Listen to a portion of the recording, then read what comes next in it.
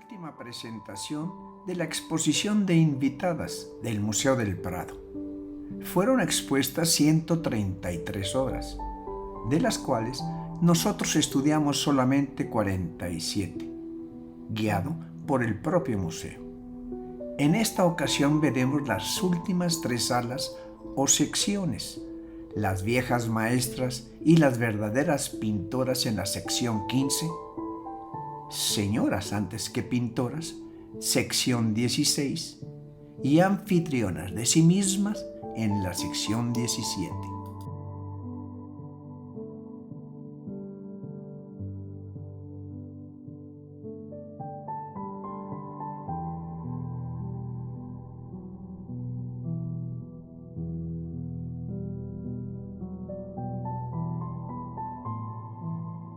En esta sala acompañaron a Flores y frutas de María Luisa de la Riva, otra obra de la misma autora, Uvas de España, Frutas de Julia Alcaide Montoya y Jarrón de Lilas de Fernanda Francesi Arribas.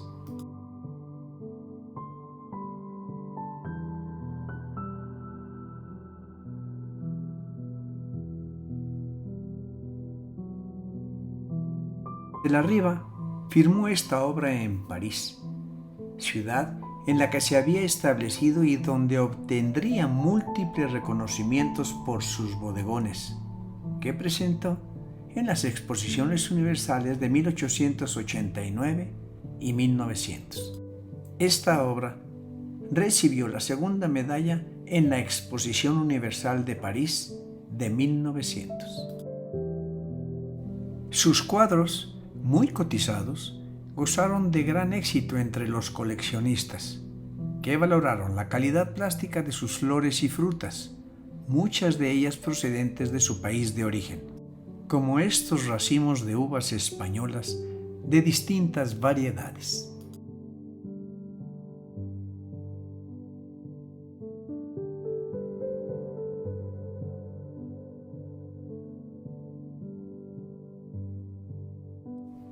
En este bodegón, Julia posa directamente sobre la tierra, como hiciera a menudo en sus composiciones de madurez, racimos de distintas variedades de uva, así como granadas, melocotones, ciruelas, manzanas, peras e higos. La obra consiguió una segunda medalla en la Exposición Nacional de 1912, en donde ya era una pintora consagrada, considerada una maestra en los bodegones.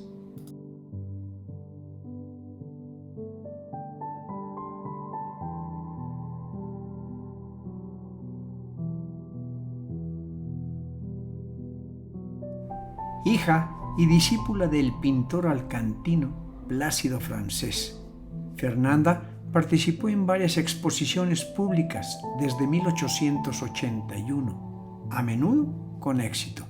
La crítica reconoció sus elevadas cualidades para reproducir las texturas de frutas, flores y mariscos.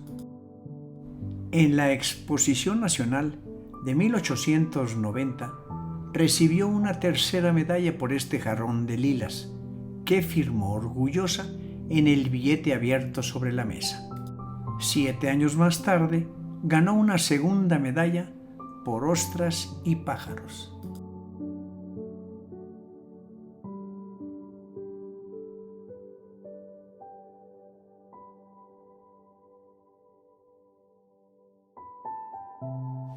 A lo largo del siglo XIX, las artistas proyectaron una imagen pública de sí mismas que contrasta en buena medida con la de sus predecesoras. Salvo excepciones, eligieron no representarse en el acto de pintar ni con los instrumentos propios de una actividad que, profesionalizada, podía comprometer su estatus social.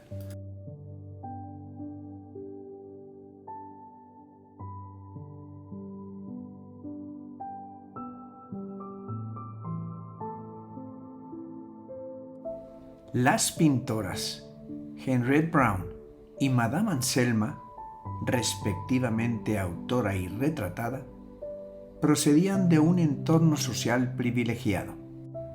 Tras su formación en el mismo atelier parisino, ambas fueron empujadas a utilizar heterónimos en sus carreras artísticas, en las que compartieron el interés por los temas orientalistas, que abordaron con gran rigor documental el favor de la emperatriz Eugenia y el trato con el marchante Ernest Gambart. Brown retrató a su amiga como una dama de buena posición y no como una pintora.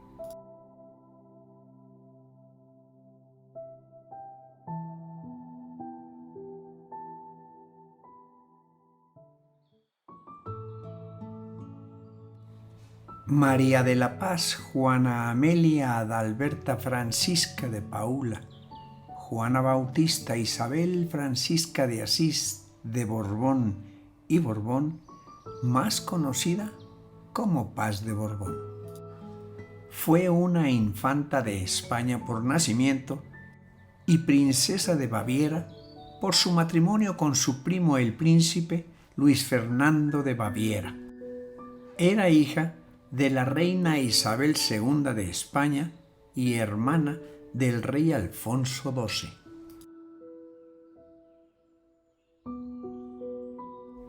Alumna del pintor Carlos Múgica, la infanta Paz fue considerada como una eminente pintora por importantes escritores de arte de la época.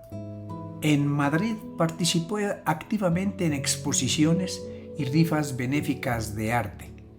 Tras su matrimonio con el príncipe Luis Fernando de Baviera, continuó pintando y dibujando, al tiempo que ejercía una labor de mecenazgo con músicos y fundamentalmente pintores. Con ella culmina la formación y dedicación de las mujeres de la familia real a labores artísticas, en particular al dibujo y la pintura, que habían practicado su madre y su hermana Isabel y antes su abuela María Cristina. Este lienzo, pintado por Franz Seraf, retratista de corte de Guillermo II, inmortalizó la presencia serena de la infanta, que aparece vestida de negros y pardos de tradición velasqueña y con una sencilla sombrilla entre sus manos.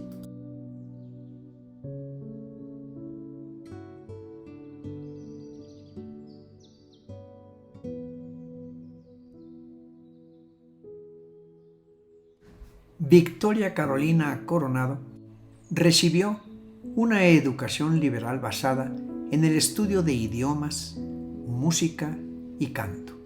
De exquisita sensibilidad, desde muy temprano demostró unas dotes excepcionales para la poesía intimista, a la que se dedicó de lleno como abanderada de los ideales liberales y románticos de la época, que preconizaban tímidamente la dignidad y la instrucción del género femenino.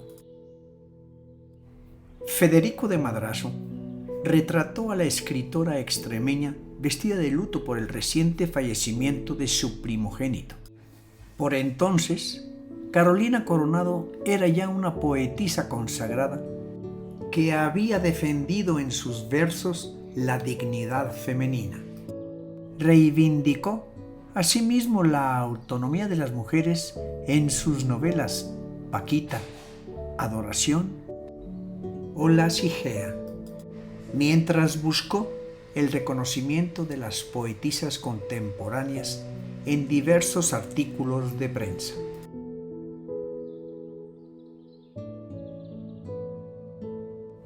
Enferma, la retrataría Federico de Madrazo alrededor de 1855, de busto corto, en uno de los más bellos testimonios de la retratística psicológica del pintor, al incidir sobre el rostro de la escritora, del que afloran sentimientos que reflejan la profundidad de una alma herida por el reciente fallecimiento de su hijo primogénito.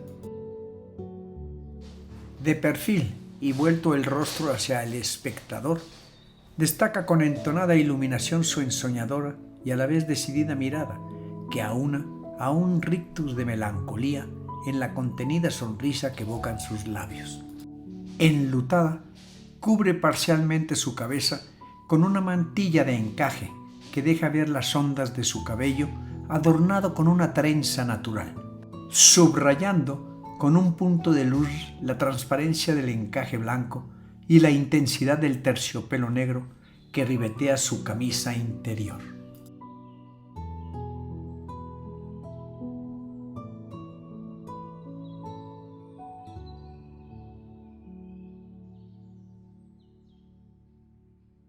En esta última sala, anfitrionas de sí mismas, en la sección 17, veremos 4 obras: El Cid, Marina, Paso de una procesión por el claustro de San Juan de los Reyes, Toledo, y Estudio del Natural. En las últimas 2 décadas del siglo XIX, la presencia de mujeres artistas en los certámenes públicos aumentó de manera notoria. Parte de la crítica llegó a reconocer la valía de muchas de ellas, a las que tildó incluso de legítima esperanza del arte español, y, rebajando el tono condescendiente, juzgó su obra con independencia de su condición de mujeres, al menos en apariencia.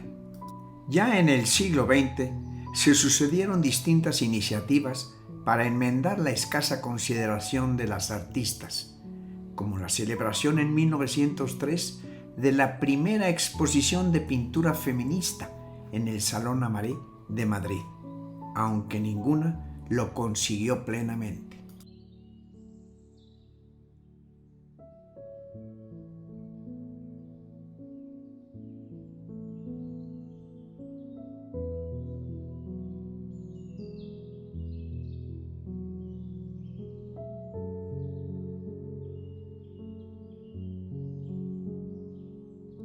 Considerada una maestra en el género animalier, Rosa fue la pintora de mayor reconocimiento académico de todo el siglo XIX.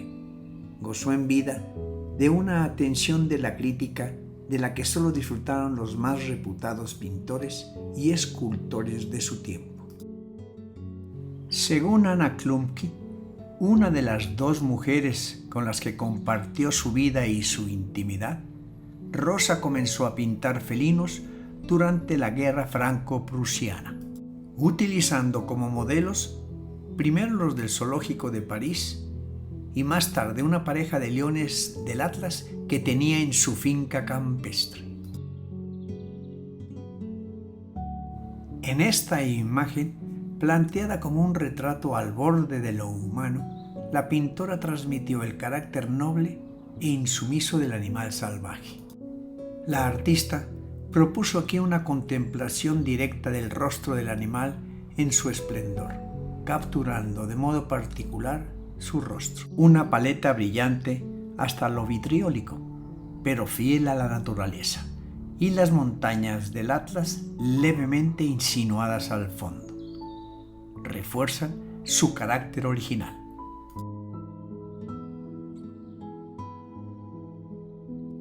La presencia de esta obra en España sirvió para engrandecer la fama de Rosa, que pronto recibió la Gran Cruz de Isabel la Católica, condecoración reservada a los grandes maestros y que significó el primer reconocimiento profesional del Estado a una artista ya muy prestigiosa por méritos propios.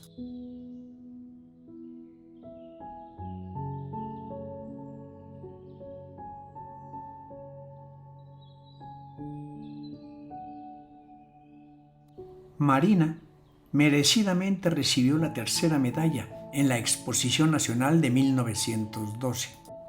Alumna directa de Antonio Muñoz de Graín, Flora constituye una excepción entre las pintoras españolas de su época por su dedicación profesional al paisaje y las marinas. Esta obra está inspirada en el poema La Galatea, incluido en el libro 3 de la Diana enamorada de Gaspar Gil Polo, en concreto en los versos de la canción de Nerea que dicen: junto al agua se ponía y las ondas aguardaba, y en verlas llegar huía, pero a veces no podía, y el blanco pie se mojaba.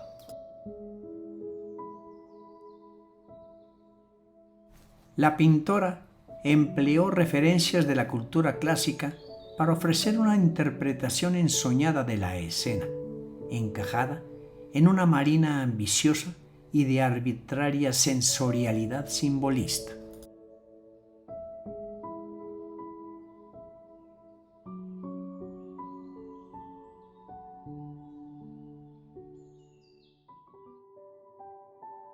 La madrileña Elena Brockman, alumna primero de la Academia de San Fernando y más tarde de Joaquín Sorolla en Roma, fue la primera pintora española que concurrió con un cuadro de historia a una exposición nacional en 1895. Destacó entre las artistas españolas del siglo XIX por desarrollar una carrera más allá de los convencionalismos asociados a su género. El Museo del Prado conserva dos de sus mejores lienzos. Este es el más ambicioso, pues en él despliega un considerable número de figuras humanas, rigurosamente caracterizadas e insertas en un marco arquitectónico en perspectiva. Hacía así alarde de las habilidades menos asociadas a la producción femenina en la mentalidad de esos años, premiada en la Exposición Nacional de 1892.